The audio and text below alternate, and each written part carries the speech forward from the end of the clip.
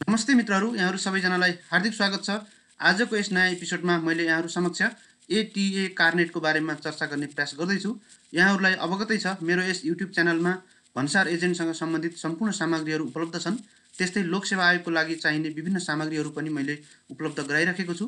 यसैले यहाँहरूले यस युट्युब च्यानललाई लाइक, सब्सक्राइब र सेयर गर्न नभुल्नुहोला। त मित्रहरू, आजको यस बसाइमा मैले एटीए कार्नेटको प्रावधानहरू के छन् भन्सारमा यस बारेमा चर्चा गर्दैछु। सबैभन्दा पहिला त अन्तर्राष्ट्रिय व्यापार गर्ने सिलसिलामा व्यक्तिहरू एक देशबाट अर्को देशमा निरन्तर रूपमा मुभमेन्ट गरिराख्नुपर्ने हुन्छ। जब व्यक्तिहरू एक ठाउँबाट अर्को ठाउँमा जान्छन्, एउटा देशबाट अर्को देशमा हिडुल गर्नुपर्ने हुन्छ, मुभमेन्ट गर्नुपर्ने हुन्छ। त्यस्तो बेलामा व्यक्तिहरूले केही आफ्ना सामग्रीहरू लिएर जानुपर्ने हुन्छ। उदाहरणको लागि कम्प्युटर, त्यस्तै अरू कुनै मसिनरी सामग्रीहरू अथवा गाडी मोटरहरू अथवा यस्तै विभिन्न खालका सामग्रीहरू लिएर जानुपर्ने हुन्छ। बिजनेसको सिलसिलामा अर्को देशमा जाँदा अथवा कुनै खेलाडीहरू खेल खेल्ने प्रयोजनका लागि अथवा कुनै माउन्टेनियरिङ गर्ने कामको लागि, पर्वतारोहण कामको लागि कुनै विदेशीहरू आउने अथवा नेपालबाट मान्छेहरू विदेश जाने यस्तो क्रम चलिरहन्छ। यस्तो सिलसिलामा आफूसँग भएका केही सामग्रीहरू जुन अर्को भन्सारमा अर्को देशमा इन्ट्री गरिन्छ, त्यो बेलामा त्यो देशमा इन्ट्री गर्ने क्रममा एउटा सुविधा स्वरूप दिइने जुन भन्सार महसुलको छुटको जुन कागजात हो, त्यसैलाई हामी एटीए कार्नेट भनेर भन्छौँ। सामान्यतया अस्थायी रूपमा पैठारी हुने क्रममा कुनै मालवस्तुहरू त्यस्ता मालवस्तुहरूलाई बिना रोकटोक अर्को देशमा प्रवेश गराउन सकिने त्यस्तोलाई हामी एटीए कार्नेट सुविधा भनेर भन्छौँ। वास्तवमा एटीए कार्नेट भनेको यो पासपोर्ट फर गुड्स नै हो, अथवा वस्तुहरूको राजधानी हो। जसरी मान्छे राजधानी र पासपोर्ट भिसा भइसकेपछि संसारभरि मुभमेन्ट गर्न पाउँछ, त्यस्तै गरेर कुनै एउटा देशको कस्टम्सको कस्टम्सले जारी गरेको जुन प्रमाणपत्र हो, त्यो प्रमाणपत्रको आधारमा यो एटीए कार्नेट सुविधा दिनका लागि अनुमोदित राष्ट्रहरू जो छन्, उनी राष्ट्रहरूले निर्बाध रूपमा त्यस्तो वस्तुलाई आयात गर्न दिन्छन्। त्यसैलाई हामी एटीए कार्नेट भनेर भन्छौँ। उदाहरणको लागि नेपालको पासपोर्ट तपाईँसँग छ भने नेपालको पासपोर्टमा संसारभरिका प्राय सबै देशहरूमा तपाईँ जान सक्नुहुन्छ भन्ने अनुमति दिइएको हो। त्यस्तै गरेर यदि कुनै वस्तुको एटीए कार्नेट कागजात तपाईँसँग छ भने त्यो वस्तु बिना रोकटोक संसारभरिको कुनै पनि देशमा तपाईँ लैजान सक्नुहुन्छ।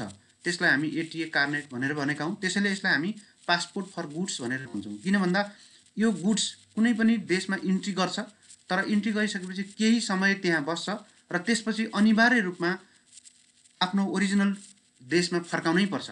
त्यसैले यो एक किसिमको अस्थायी पैठारी गर्ने सन्दर्भमा लागू हुने कागजात हो, जसका लागि विभिन्न खालका झन्झटहरू हुन सक्छन्।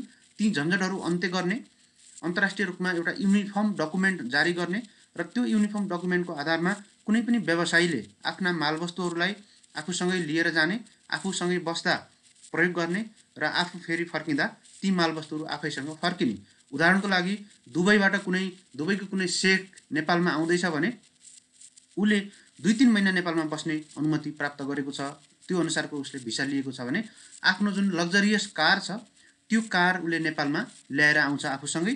र यदि नेपालले यो एटीए कार्नेट सुविधा दिनका लागि सन्धि अनुमोदन गरेको भएमा नेपालले जुन युएई को कस्टम्सले जारी गरेको एटीए कार्नेटको जुन प्रमाणपत्र हुन्छ, त्यो प्रमाणपत्रको आधारमा स्वतः नेपालमा आउन दिनुपर्छ। तर नेपालले यस्तो एटीए कार्नेट सम्बन्धी महासन्धिलाई अनुमोदन गरेको छैन, त्यसैले यो नेपालको हकमा लागू हुँदैन। त्यस्तै एटीए कार्नेटमा खास गरिकन सडिगली नजाने स्थायी प्रकृतिका वस्तुहरूको अस्थायी ओसार पसारमा निश्चित मापदण्डका आधारमा भन्सार तथा अन्य महसुलहरूलाई मुक्ति दिने, छुट दिने विधि नै हो एटीए कार्नेट भनेको। खास गरिकन यो एउटा देशबाट जारी गरे पश्चात सोही भन्सार कागजात अरू सबै भन्सारमा देखाएर सामानलाई आयात गर्न पाइन्छ। त्यस्तोलाई हामी एटीए कार्नेट भनेर भन्छौँ। त्यसैले यो अन्तर्राष्ट्रिय कागजात हो, भन्सार प्रशासनसँग सम्बन्धित अन्तर्राष्ट्रिय कागजात हो, अन्तर्राष्ट्रिय रूपमा सर्वस्वीकार्य हुने खालको प्रज्ञापन पत्र अथवा त्यस्तो प्रकारको सर्टिफिकेट हो, जसको बदलामा हामीले कुनै पनि प्रकारको महसुलहरू तिर्नु पर्दैन। तर निश्चित अवधिसम्म मात्रै हामीले त्यो देशमा इन्ट्री पाउँछौँ। त्यसपछि अवधि सकिए पश्चात अथवा अवधि सकिए पश्चात त्यो मालवस्तु हामीले त्यहाँ राख्न पाउँदैनौँ। त्यसैले अस्थायी पैठारीका लागि भन्सारमा धरौटी राख्न नपर्ने गरी जारी गरिएको अन्तर्राष्ट्रिय भन्सार कागजात नै एटीए कार्नेट हो। र एटीए कार्नेट सुविधा हो एक किसिमको। यो सुविधामा 1 वर्षको अवधिमा धेरै देशमा धेरै पटक प्रयोग गर्न सकिन्छ। उदाहरणको लागि जस्तो फ्रान्सले यदि एटीए कार्नेट जारी गरेको छ र त्यो एटीए कार्नेटमा बेल्जियम, त्यस्तै नेदरल्यान्ड्स, त्यस्तै पोल्यान्ड लगायतका देशहरू, विभिन्न देशहरूको नाम लेखेको छ भने त्यो मालवस्तु यी विभिन्न जुन जुन देशहरूमा नाम लेखिएको छ यो सबै देशमा 1 वर्षभरिमा निरन्तर रूपमा पैठारी गर्न, निरन्तर रूपमा आयात गर्न सकिन्छ। त्यसैले निश्चित अवधिमा 1 वर्षको अवधिमा एक वा धेरै देशहरूमा जान सकिने गरेर जारी गरिएको जुन अन्तर्राष्ट्रिय भन्सार डकुमेन्ट छ त्यसलाई हामीले एटीए कार्नेट भनेर भन्छौँ। एटीए कार्नेटको पुरा रूप एडमिसन टेम्पोररी एडमिसन नै हो। यसमा फ्रेन्च र अङ्ग्रेजी दुईवटा शब्दहरूको संयोजन भएको छ। त्यसैले यसको मिनिङ चाहिँ कम्बाइन्ड रूपमा आउने गर्छ। एडमिसन टेम्पोररी एडमिसन अथवा टेम्पोररी एडमिसन हो। अस्थायी रूपमा एडमिसन भन्नुको मतलब कुनै देशमा मालवस्तुहरू प्रवेश गराउने, कुनै पनि मुलुकमा अस्थायी रूपमा मालवस्तुहरू बिना भन्सार प्रवेश गराउने यस्तो जुन प्रविधि छ, त्यसको विधि छ, त्यसैलाई हामीले एटीए कार्नेट भनेर भनेका छौँ। यो सबभन्दा पहिला 1961 मा कस्टम्स कोअपरेसन काउन्सिल सीसीसीले यसको महासन्धिलाई अनुमोदन गरेको थियो। अहिलेलाई हामी सीसीसीलाई ओल्ड कस्टम्स अर्गनाइजेसन भनेर भन्छौँ, WCO भनेर भन्छौँ। त्यति बेला कस्टम्स कोअपरेसन काउन्सिलबाट एटीए कार्नेटको महासन्धि 1961 मा अनुमोदित भएको थियो र यो 30 जुलाई 1963 देखि कार्यान्वयनमा पनि आएको थियो र सुरुमा कार्यान्वयन थोरै राष्ट्रहरूले गरेका थिए र पछि यो बिस्तारै बढ्दै गएको हामी पाउँछौँ। 6 डिसेम्बर 1961 मा यो विश्व भन्सार सङ्गठनको तत्कालीन जुन संस्था थियो कस्टम्स कोअपरेसन काउन्सिल सीसीसी, यसले हस्ताक्षर गराएर लागू गराउने प्रयास गरेको थियो र यो यसको राजधानी बेल्जियमको राजधानी ब्रसेल्समा यसको हेडक्वार्टर रहेको थियो र यो 30 जुलाई 1963 देखि लागू भएको हो। यसका जति पनि प्रावधानहरू छन् ती अङ्ग्रेजी अथवा फ्रेन्च भाषामा तयार गरिन्छ र यसको एटीए कार्नेटको जुन दस्तावेज छ त्यो अङ्ग्रेजी भाषामा तयार गरिन्छ। त्यस्तै यो जुन एटीए कार्नेटको जुन कन्भेन्सन छ, customs convention on the ATA, यसमा जम्मा 7 वटा परिच्छेद छन्, 28 वटा धारा छन् र एउटा अनुसूची रहेको छ। यो 7 वटा परिच्छेद, 28 वटा धारा र एक अनुसूचीमा उल्लेख भएका विभिन्न विषयहरूको आधारमा हामीले अन्तर्राष्ट्रिय जगतमा मालवस्तुहरूलाई अस्थायी रूपमा कसरी मुभमेन्ट गराउने भन्ने कुरालाई व्यवस्थित गरेका छौँ।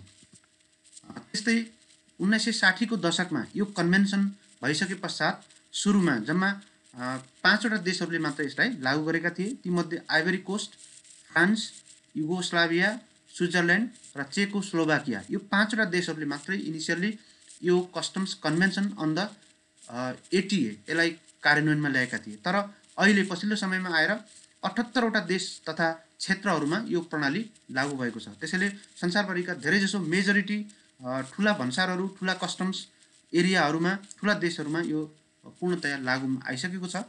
याद गर्नुहोला, नेपालले हालसम्म यस महासन्धिलाई हस्ताक्षर गरेको छैन।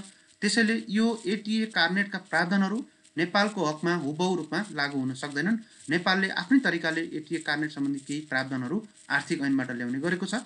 तर अन्तर्राष्ट्रिय जगतमा सर्वस्वीकार्य युनिभर्सल डकुमेन्ट छ, त्यो डकुमेन्ट नेपालमा हुबहु रूपमा लागू हुँदैन। पछिल्लो समयमा यो डिजिटल्ली यसलाई चाहिँ विकसित गर्ने प्रयास गरिएको छ। यो खास गरिकन इन्टरनेसनल च्याम्बर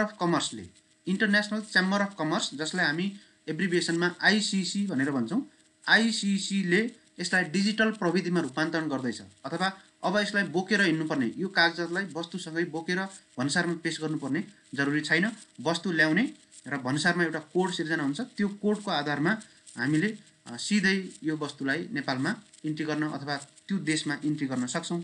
त्यसरी डिजिटलाइज्ड हुँदैछ र यो डिजिटल कार्नेटको सबैभन्दा पहिलो प्रयोग 20 अक्टोबर 2019 मा भएको थियो। आइसिसीको तत्त्वावधानमा जुरिच एयरपोर्ट स्विजरल्यान्डको भन्सारमा डिजिटल कार्नेटको सबैभन्दा पहिलो प्रयोग भएको थियो। मित्रहरू, यो कार्नेटको अन्तर्राष्ट्रिय रूपमा कसले प्रशासन गर्छ त? यसको जिम्मा कसले लिन्छ? कुनै न कुनै निकायहरू त यसमा हुन जरुरी छ। त्यसैले यसमा खास गरिकन दुईवटा संस्थाहरू जिम्मा लिन्छ। एउटा ओल्ड कस्टम्स अर्गनाइजेसन WCO, जसले यसको सुरुवात गरेको थियो 1961 मा। त्यही संस्था नै यसको आधिकारिक निकाय हो। यसले अन्तर्राष्ट्रिय सन्धिहरू जुन छ त्यो महासन्धि, कार्नेट महासन्धि, त्यो कार्नेट महासन्धिको अनुगमन गर्ने, त्यो लागू भयो भएन हेर्ने, त्यसको सम्पूर्ण जिम्मा लिने काम ओल्ड कस्टम्स अर्गनाइजेसन विश्व भन्सार सङ्गठनले गर्छ। र प्रत्येक देशमा एउटा ग्यारेन्टिङ एजेन्सी नियुक्ति गरिएको हुन्छ। त्यो ग्यारेन्टिङ एजेन्सी त्यो देशको सरकारले, त्यो देशको भन्सार प्रशासनले नियुक्ति गर्छ। जस्तो उदाहरणको लागि यदि नेपाल एटीए कार्नेटमा अनुमोदन गरेको भएमा नेपालको कुनै एउटा एजेन्सी जस्तो उद्योग वाणिज्य सङ्घ अथवा यस्तै कुनै निजी क्षेत्रको अथवा कुनै सङ्घ संस्थालाई ग्यारेन्टिङ एजेन्सीको रूपमा हामीले विकसित गर्नुपर्ने हुन्छ र त्यस्तो ग्यारेन्टिङ एजेन्सीलाई इन्टरनेसनल च्याम्बर अफ कमर्स आइसिसीले पनि पुनः ग्यारेन्टी प्रदान गर्छ। त्यसैले आइसिसीद्वारा ग्यारेन्टी प्रदान गरिन्छ र ओल्ड कस्टम्स अर्गनाइजेसनद्वारा यो सन्धिको अनुमोदन गरिन्छ। यिनै दुईटा निकायहरू ओल्ड कस्टम्स अर्गनाइजेसन र आइसिसी दुईटै मिलेर साझा रूपमा कार्नेटको प्रशासन गर्दछन् र यस्तो ग्यारेन्टिङ एजेन्सीलाई भन्सार प्रशासनले स्वीकार गरेको हुन्छ। देशभित्रको जुन ग्यारेन्टिङ एजेन्सी छ त्यसले। अब यो ग्यारेन्टिङ एजेन्सीले काम के गर्छ त भन्दा कुनै पनि एटीए कार्नेटको सुविधा लिएर कुनै वस्तु नेपालमा आयो अथवा कुनै देशमा आयो भने त्यस्तो बेलामा 1 वर्षसम्मको मात्रै सुविधा पाउने हो। एटीए कार्नेटको म्याद अवधि भनेको 1 वर्ष मात्रै हुन्छ र त्यो बीचमा पनि त्यो सुविधा पाइसकेपछि त्यो सुविधाको दुरुपयोग हुनु हुँदैन। यदि दुरुपयोग भयो भने त्यसको ग्यारेन्टी प्रदान गर्नुपर्ने हुन्छ। भन्सारमा लाग्ने महसुलहरू तिर्नुपर्ने हुन्छ। यदि कसैले ग्यारेन्टीमा सुविधा ल्यायो र यहाँ नेपालमा बेच्यो त्यो सामान भने के हुन्छ, अथवा आफू चढ्नु भनेर ल्याएको अरूलाई चढाइराखेको छ गाडीहरू, सवारी साधनहरू, त्यो पनि दुरुपयोग भयो। त्यसैले त्यस्तो दुरुपयोग भएको अवस्थामा भन्सारले जुन नेसनल ग्यारेन्टिङ एजेन्सी छ, देशभित्र भएको जुन ग्यारेन्टिङ एजेन्सी छ, त्यो ग्यारेन्टिङ एजेन्सीबाट महसुलहरू, भन्सारमा लाग्ने विभिन्न खालका महसुलहरूलाई मागदाबी गर्न सक्छ र त्यो नेसनल ग्यारेन्टिङ एजेन्सीले यदि दुरुपयोग भएको रहेछ भने भन्सारबाट माग भएको महसुलहरूलाई भन्सारमा बुझाइदिनुपर्ने हुन्छ। त्यति महसुल मात्रै बुझाउने होइन, 10% थप जरिवाना समेत बुझाउनु पर्ने अवस्था आउन सक्छ र यो ग्यारेन्टिङ एजेन्सीले फेरि इन्टरनेसनल च्याम्बर अफ कमर्ससँग यसको मागदाबी गर्छ र इन्टरनेसनल च्याम्बर अफ कमर्सले फेरि सम्बन्धित देशको कुन देशको मानिस आएर यहाँ दुरुपयोग गरेको छ एटीए कार्नेट हो त्यस्तो देशको कस्टमसँग कोअर्डिनेसन गरेर यो हिसाबहरू सेटलमेन्ट गर्ने काम गर्छ। अब यो एटीए कार्नेटले सम्पूर्ण मालवस्तुहरूलाई समेट्न सक्दैन। यसमा समेट्ने केही वस्तुहरू छन्, केही निश्चित वस्तुहरू, जस्तो एक्जिबिसन र फेयरको लागि ट्रेड फेयर भयो, ट्रेड फेयरको लागि कुनै वस्तुहरू ल्याउनु पर्यो र 10 दिनको लागि कुनै नेपालमा एकदमै ठुलो व्यापार प्रदर्शनीहरू भयो भने त्यस्तो प्रदर्शनमा आफ्ना मालवस्तुहरू ल्याउन सक्छ कुनै व्यवसायीले। त्यो मालवस्तुहरूमा एटीए कार्नेट सुविधा पाउँछ उसले। त्यस्तै प्रोफेसनल इक्विपमेन्टहरू हुनसक्छ। डक्टर नेपालमा मुभमेन्ट भइरहेछ, डक्टर नेपालमा आइराखेको छ, उसको खास मेसिनहरू, खास उपकरणहरू, प्रोफेसनल उपकरण, त्यस्तोमा एटीए कार्नेट लाग्छ। त्यस्तै commercial samples and goods for testing purpose भनेर भन्छौँ। कुनै वस्तुहरू हामीले त्यसको परीक्षण गर्नुपर्ने छ र फिर्ता लिनुपर्ने छ भने, अथवा कुनै व्यापारिक नमुनाहरू नेपालमा देखाउनलाई ल्याएको छ नमुनाहरू, त्यस्तो नमुनाहरूमा पनि कार्नेट सुविधाहरू पाउन सकिन्छ। त्यस्तै स्पोर्ट्स इक्विपमेन्टहरू, हैन, स्पोर्ट्स इक्विपमेन्टहरू भन्नुको मतलब कुनै खेलाडीले आफूसँगै ल्याउने स्पोर्टका साधनहरू, खेलाडीका खेलकुद जन्ने साधनहरूमा पनि यसको कार्नेट सुविधा पाउँछ। त्यस्तै goods for education, scientific and cultural पर्पजका लागि ल्याइएका जो पछि फिर्ता लगिन्छ त्यस्ता वस्तुहरूमा पनि यस्तो कार्नेट सुविधा हुन्छ। त्यस्तै पर्वतारोहणका लागि पर्वतारोहणको टोलीले जुन आफ्नो देशबाट अथवा विदेशबाट सामानहरू ल्याएको हुन्छ ती सामानहरूमा पनि हामीले कार्नेट सुविधा दिन्छौँ। त्यसैले कार्नेट सुविधा नदिने सामानहरू के हुन् त भन्दा त्यस्ता प्रकारका सामानहरू जो पेरिसेबल हुन्छ, नष्ट भएर जान्छ, तुरुन्तै हराएर जान्छ, तुरुन्तै त्यो खिएर सकिएर क्षयीकरण भएर अथवा सडे गलेर जान्छ भने त्यस्ता सडे गलेर जाने सामानहरूमा कार्नेट सुविधा उपलब्ध हुँदैन। त्यस्तै उपभोग्य वस्तुहरू, खानपिनका कुराहरू, जो मान्छेहरूले खानपिन गर्छ, कपडाहरू लगाउँछ, हैन, कन्ज्युम्सन गर्छ, त्यो कन्ज्युम्सन गर्ने मालवस्तुहरूमा पनि कार्नेट सुविधा प्राप्त हुन सक्दैन। र त्यस्तै कुनै मालवस्तु हामीले मर्मतका लागि पठायौँ भने त्यो मर्मतका लागि जानेमा पनि कार्नेट सुविधा, मर्मत हुने वस्तुहरू पनि कार्नेट सुविधा प्राप्त हुँदैन। किन भन्दा मर्मत गरेर विदेशमा गएर मर्मत गरेर ल्याउँछ भने त्यसमा कस्टम्स लगाउनु पर्छ, तर कार्नेट सुविधाले कस्टम्स नलाउने भन्ने कुराहरू गर्छ। यिनी 3टा कुराहरूको आधारमा हामीले कार्नेट सुविधा दिन सक्दैनौँ। नेपालमा कार्नेट के छ त भन्दा नेपालले विश्व भन्सार सङ्गठनको जुन कार्नेट महासन्धि हो यो महासन्धिमा हस्ताक्षर गरेको छैन।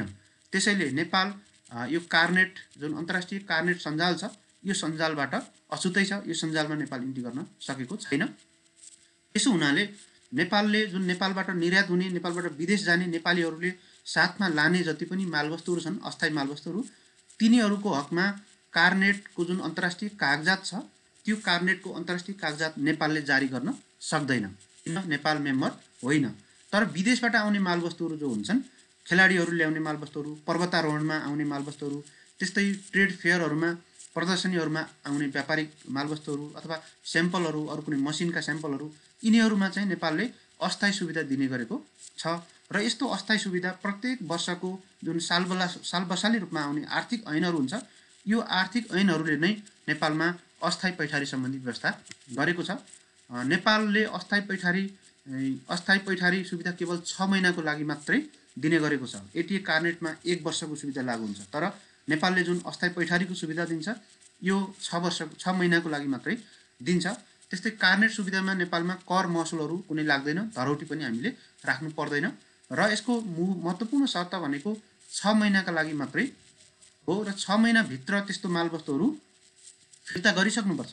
यदि कसैले फिर्ता गरेन भने त्यो मालवस्तु जफत हुन्छ, तर यदि कुनै सवारी साधन थियो र त्यो दुर्घटनामा पर्यो भने प्रहरीले सिफारिस गर्न सक्छ यो दुर्घटनामा परेको हो भनेर। त्यस्तो बेलामा प्रहरीको सिफारिसको आधारमा 6 महिनाभन्दा बढी अवधि पनि नेपालमा रहेको छ भने पनि त्यो मालवस्तु जफत हुँदैन, त्यो वस्तु फिर्ता हुन जान सक्छ। त्यस्तै नेपाल ट्रान्जिट भएर कुनै मालवस्तुहरू अर्को मुलुकमा जान सक्छ। उदाहरणको लागि भारतबाट नेपालको बाटो हुँदै चीनको मान्छेले कुनै कार्नेटयुक्त सामान लान सक्छ, कार्नेट सुविधामा कुनै वस्तुहरू चीनमा लान सक्छ भने त्यस्तो बेलामा नेपालले त्यो मालवस्तुहरूलाई यस्तो सुविधा दिनुपर्छ। किन भन्दा नेपाल डेस्टिनेसन पोइन्ट होइन, नेपाल भनेको एउटा ट्रान्जिट पोइन्ट मात्रै हो। त्यसैले ट्रान्जिट भएर जाने वस्तुहरूको हकमा पनि नेपालले यो सुविधा दिन सक्छ। मित्रहरू, आज मैले यहाँहरूलाई नेपालमा कार्नेटको अवस्था के छ, अन्तर्राष्ट्रिय स्थिति कस्तो हो भन्ने बारेमा चर्चा गरेँ। आजको यस भिडियो यहाँहरूलाई अत्यन्त लाभदायक भयो होला भन्ने मैले आशा गर्छु र यहाँहरूको माया सधैँभरि पाइराख्नु परोस्। यहाँहरूले जुन मेरो युट्युब च्यानललाई लाइक, सब्सक्राइब र सेयर गरिराख्नु भएको छ, यसका लागि म यहाँहरू समक्ष कृतज्ञता व्यक्त गर्दछु र आगामी दिनहरूमा अर्को यस्तै भिडियो ल्याएर यहाँहरू समक्ष उपस्थित हुने हुन्छु। अहिलेलाई म बिदा हुन्छु। सुरक्षित रहनुहोस् र अरूलाई पनि सुरक्षित राख्नुहोस्। हस्त, धन्यवाद।